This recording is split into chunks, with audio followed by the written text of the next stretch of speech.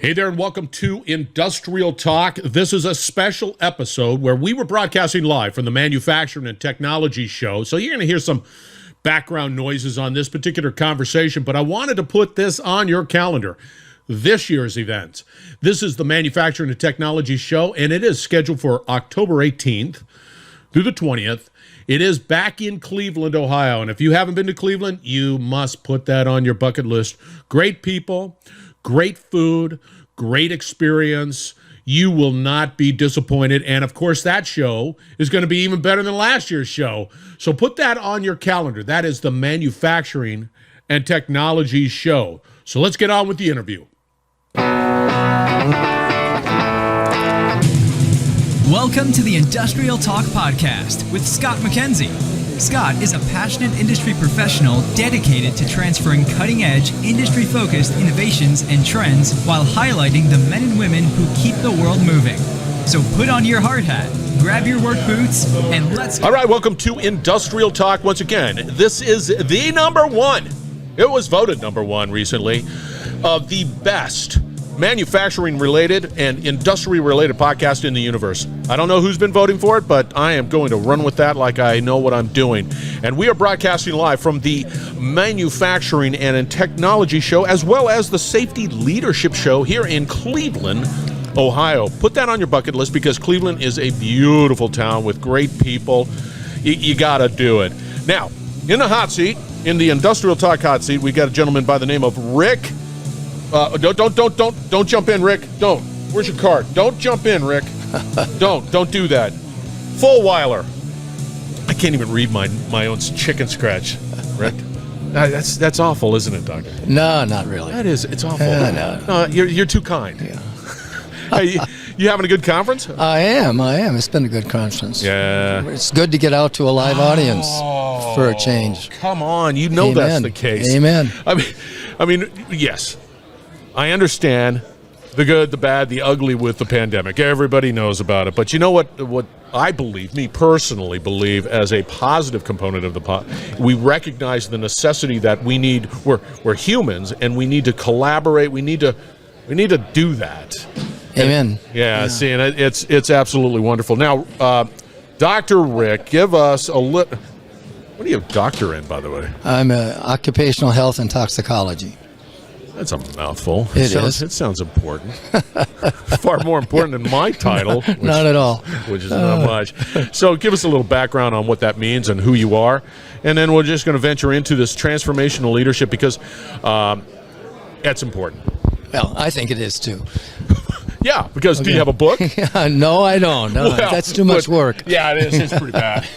Yeah, go ahead. Talk to us. All right. Well, I don't think I can mirror Scott's enthusiasm, but let's get on with this. I've been in this field a long time. I've been in the health and safety field now for 62 years, and spent my major career with Procter & Gamble, where I was their global director for health and safety. So that's the real world. Then I retired and decided to do a little consulting, a little teaching, a little speaking, a little writing, and I joined the faculty of a little university up in the northeast, Harvard School of Public Health, and I've been affiliated with Harvard now for the last 26 years. So that's Harvard. Yeah, I know. It's not that snobby. I'd never be there if it was, but I'm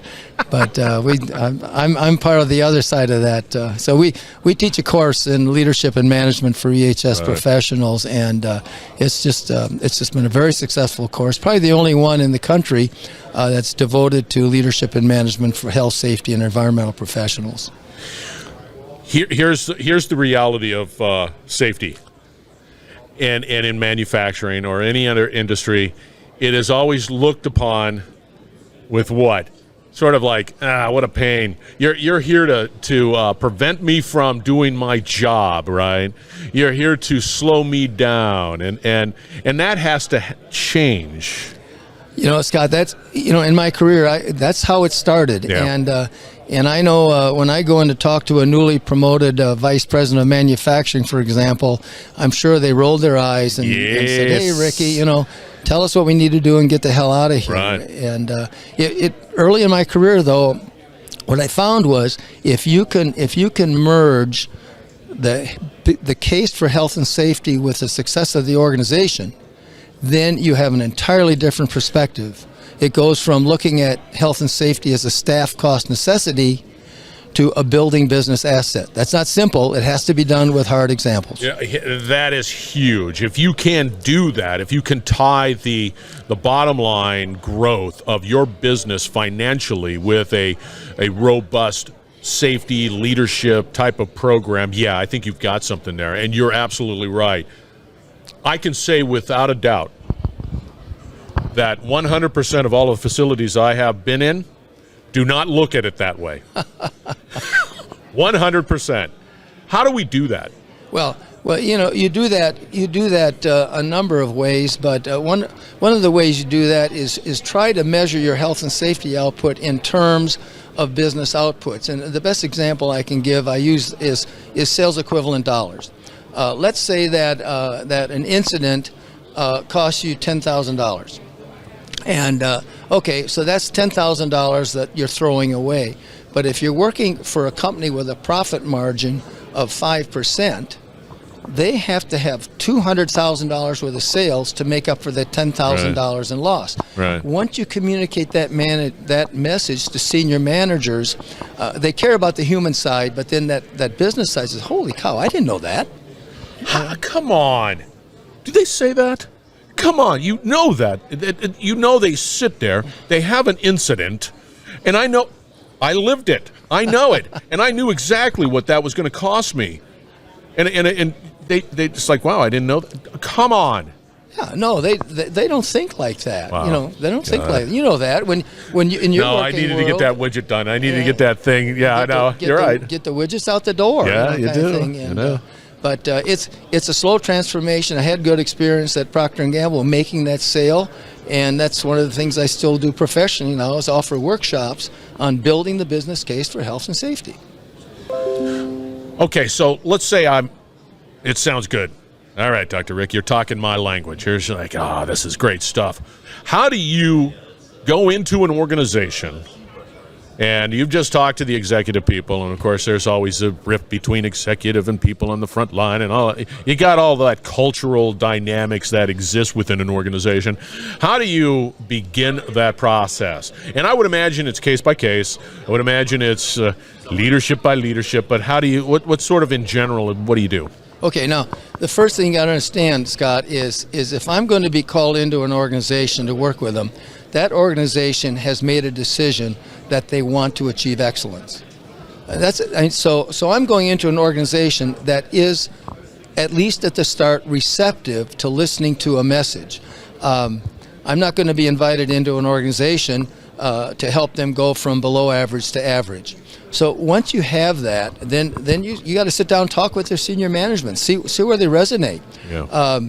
The last organization that I interfaced with had a very tragic incident, and they were very concerned about the human element, not the business element of health and safety. So you leverage that, and then you build the business element in that so they understand, hey, we're improving the human element, but we're also improving the business element, and that's synergy. And I know it's a coined word, but it's great when you get senior management looking at it that way.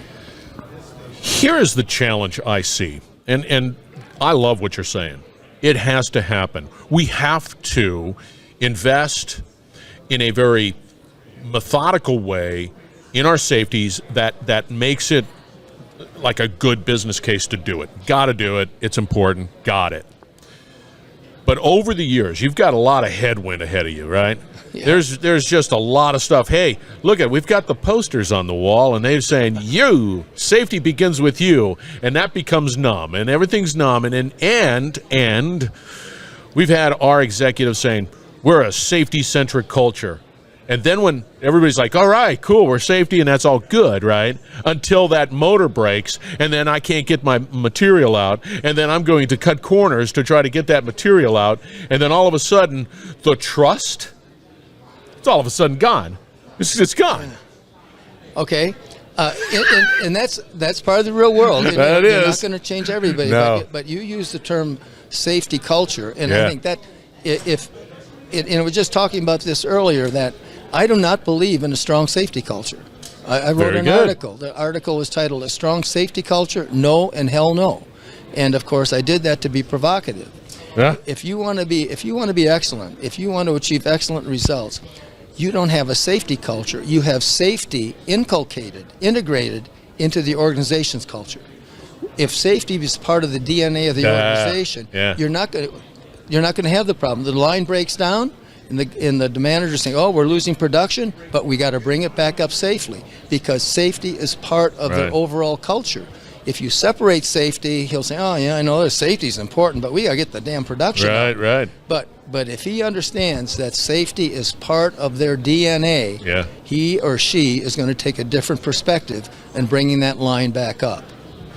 All right, let's shift gears here real quick. All right. You were speaking at this event. What was the topic? The topic was transformational safety leadership and how to get an engaged workforce in a COVID-altered world. Outside of the fact that that's a hell of a mouthful, and I probably couldn't spell half of this. No. So what does that mean? Well, I think what it means is first of all, you have to understand the difference between transactional leadership and transformational leadership. Talk to us, because you mentioned it prior to this conversation. Of course, that piqued my interest. What is that? Yeah. Well, a transactional leader is strictly focused on numbers, on metrics, total recordable incident rates. Which is 99% of everybody out there. Absolutely. OSHA compliance. And so what I find is working with large organizations is they tend to be hardwired on the transactional side. And transformational leadership is where you do care about the output, but you care about the people doing the output. Yeah, okay, that's all right. You've got it. If you want excellence, think of a team. If you have a team and this team is kind of, it's okay, but you got another team and you know their head and heart is in the game, which team's going to win?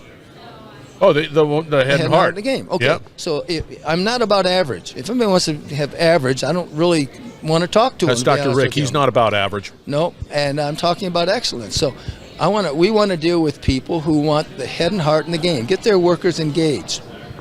When their workers are engaged, they're going to drive better safety results, but they're also going to drive better business results, and we've got hard numbers to prove that. So what we did today was talk about concepts and principles. People understand a transformational leader is one that cares about the workers, but cares also about the output. And that leader has to show that. It can't just be window dressing. And there are skills. You want to shoot something down in a jet second? Yeah. Spout all that and then not care about it. Absolutely. So we talk about some skill sets. You have to be a good listener. You have to really show you care. And you got to be willing to engage. And that means from the boss on down. Engage with the people. Talk to the people. Right. Sounds good. I like it. You sound like a cynic. No. Sadly, I've been in many organizations, and let's say something like a mid to small type of company where safety is important. They have you can't have some sort of organization run like Mad Max, right? You don't want that, but the reality is that this is heavy lifting, because when you have OSHA and you know, your compliance, even the word it's like compliance, right? Very empowering. It is, and you shake in your boots because you want to comply with OSHA, and yet the data, everybody knows about OSHA, yet the data doesn't change. Okay, take that. I don't care if it's a small, large, or medium corporation, but if that enterprise is focused strictly on OSHA compliance, they'll achieve about average, maybe slightly above average. Yes. So that's all they're going to go. So my point is, unless the leadership of that organization decides, hey, we're tired of being average, we want to be above average, then the door is open to talk about how do you get there. Right. And that's where you start talking about transformational safety leadership. And that is the only way you're going to be able to do it. Yes. Only way. Yeah. And because you're right. If I'm shooting for OSHA standards, I'll hit it. I might be a little above, but I'm not going to surpass it. No, why? Because I'm in compliance. I'm right there. That's what it'll get you. Yeah. The other thing that'll drive is, and unfortunately, companies or enterprises might have a safety tragedy. And that might be a true epiphany. Yeah. Now, I've worked with companies that have had that, and so, they're good for about a year or two, Right. and then they're back to normal. Right. I've working with a company now who's had that safety epiphany, and they're still committed to becoming one of the world's safest companies 13 years after that incident. So, I it love doesn't that. always stick. Yeah, but as long as you keep at it. Yep, yeah. So I'm listening out there. Well, no, I'm talking. So I'm a listener out there. And the listener says, gosh, I like what Dr. Rick is talking about.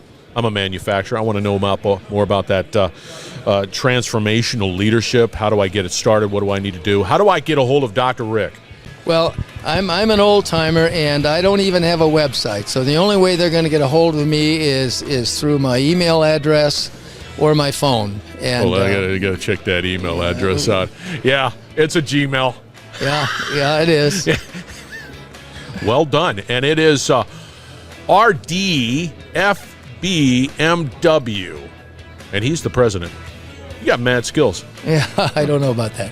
Oh, give me a break. Don't sit there over here and shoot down what you said, because you're an absolute rock star when it comes to this, because safety is important. It is. And we've got to constantly challenge and rethink of how we approach our business from the safety perspective. And I like that transformational approach. Thank you for being on Industrial Talk. Well, Scott, thanks for having me. I really enjoyed it. It was a good time, wasn't it? It was Tell right. one, tell all, what the heck, because in manufacturing, everybody is absolutely spectacular. Absolutely. All right, fear not. You're saying, Scott, I got to get a hold of this Dr. Rick, and I still didn't get the email. Fear not. We're going to wrap it up on the other side, so stay tuned. You're listening to the Industrial Talk Podcast Network.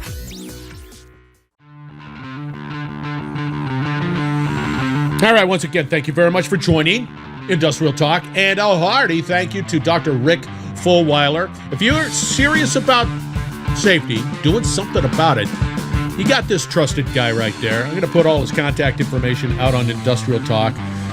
Don't hesitate. He is a wealth of knowledge. All right, again, Manufacturing Technology Show this year, October 18th through the 20th.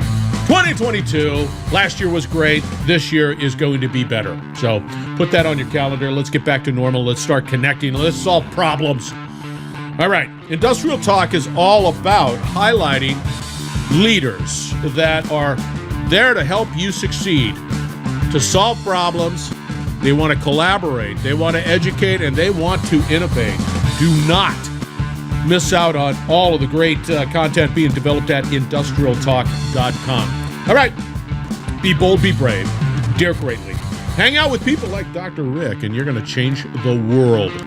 Remember, educate, collaborate, innovate. It's all big. We're going to have another great interview shortly.